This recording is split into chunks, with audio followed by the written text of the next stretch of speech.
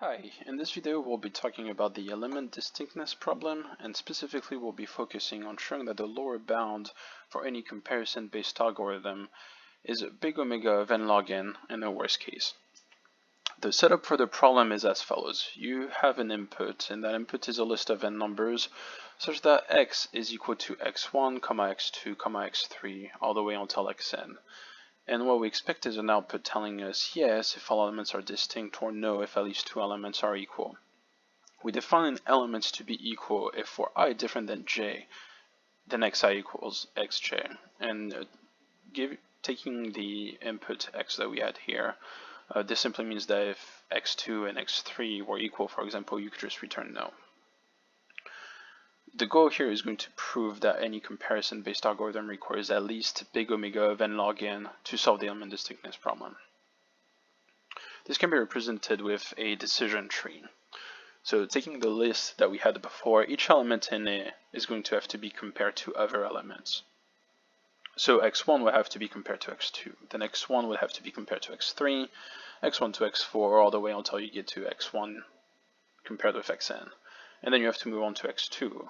How does x2 compare with x3? How does x2 compare with x4? And so on. This gives us n factorial leaves, all giving yes answers. We're focusing specifically on the yes answers because no answers simply mean that you have two elements that are equal within the list. And so you just return no, you don't need to go further and do further comparisons.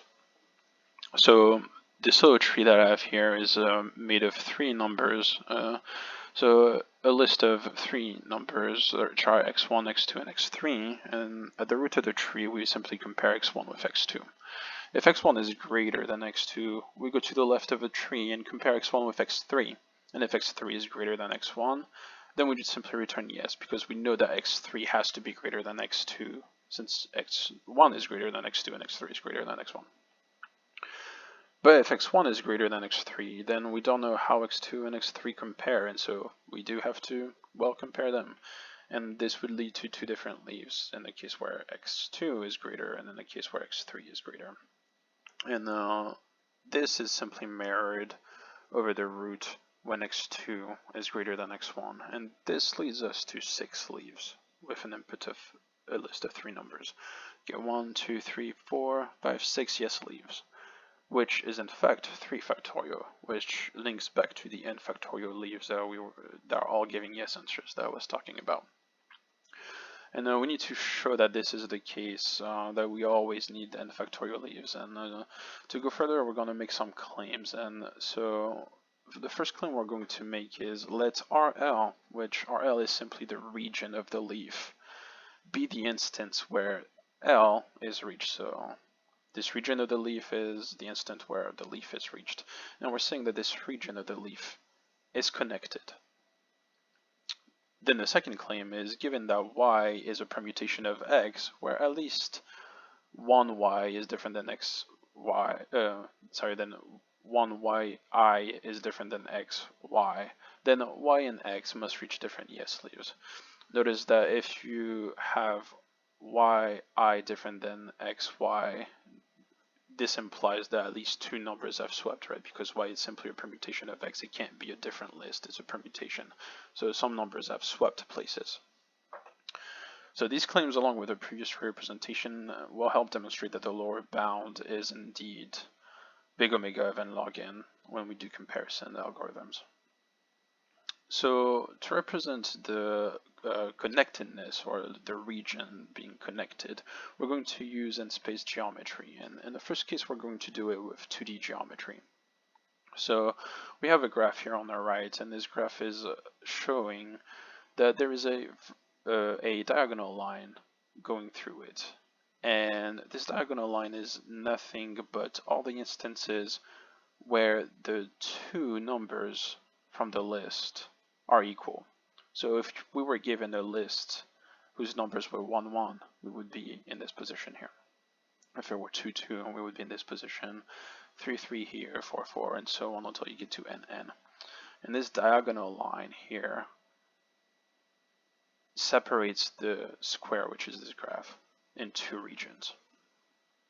And so we get the top region here, where the first number is smaller than the second number. And so in the example here, if the list given to us is x equals 0, 2, this is going to lie in the top region at this point, to be exact. But if our input were 1, 2, we would simply be here, right, which is still in the top region. And then given another list that we call x prime, but this one with 1, 0, we see that the first number is actually greater than the second number, and so we lie in the bottom region here, at this point here. And so this shows that whenever the first number is going to be greater than the second number, we will always lie in the bottom region.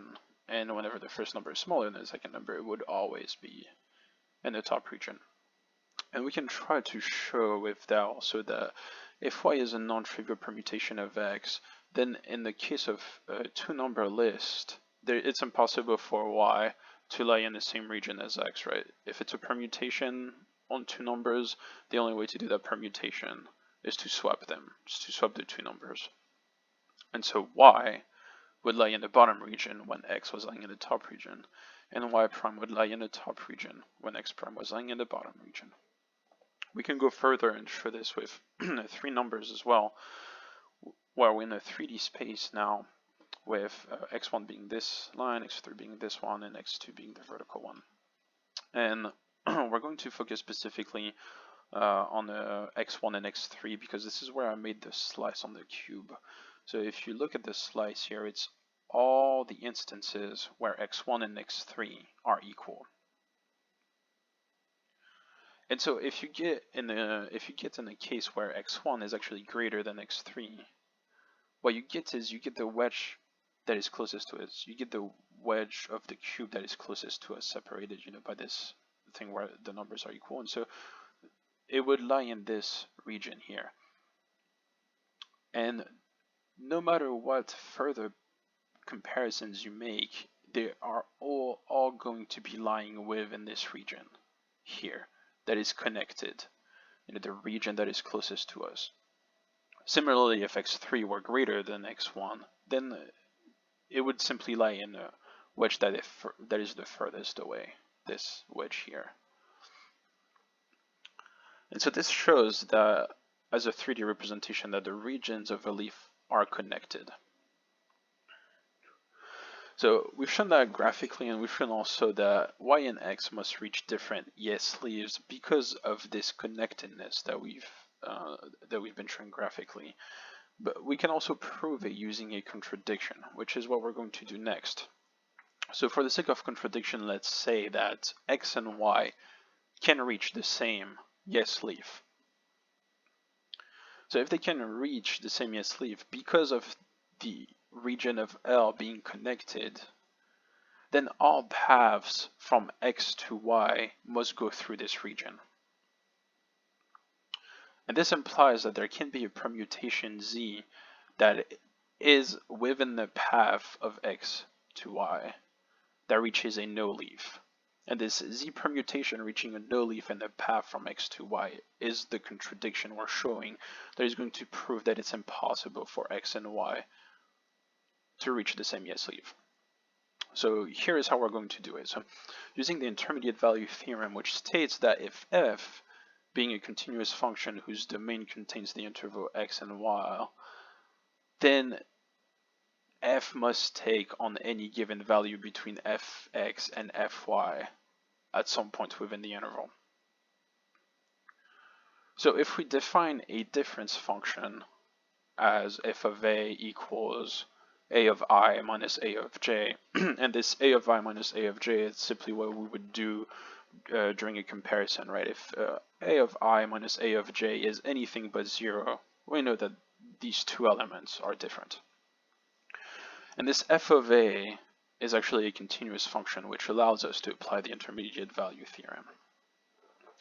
So given some input x and some input y such that f of x is less than 0 and f of y is greater than 0, we can deduce from the intermediate value theorem that there must exist a value z for which f of z is equal to 0. And this is true because if we say that f of x is less than 0, it's a negative number, and f of y is greater than 0 is a positive number, well, the intermediate value theorem tells us that it must take on any given value between this arrow at some point, right?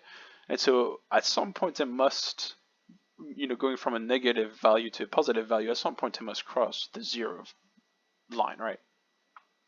And this is what we're going to define as our z. But the only way for f of z to equal 0 is if z of I minus z of j is equal to 0. And this implies that element I and element j and z are non-distinct elements. They have to be the same element. This is the only way to get to 0. And so z then reaches a no leaf, right? But from this thing, we've just said that z is within the path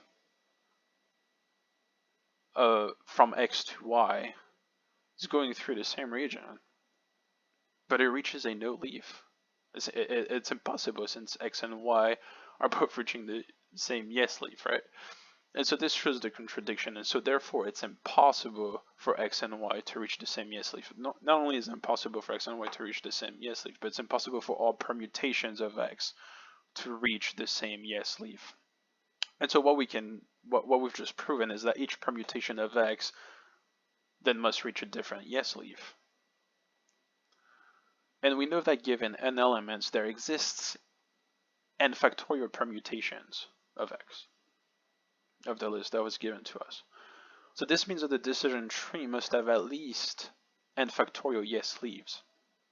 And therefore the time complexity must be at least log of n factorial, which is nothing else than big omega of n log n. And this transformation from log of n factorial to n log n will be linked in the description. And this is the proof that any comparison-based algorithm requires at least big omega of n log n in the worst case. Thank you very much.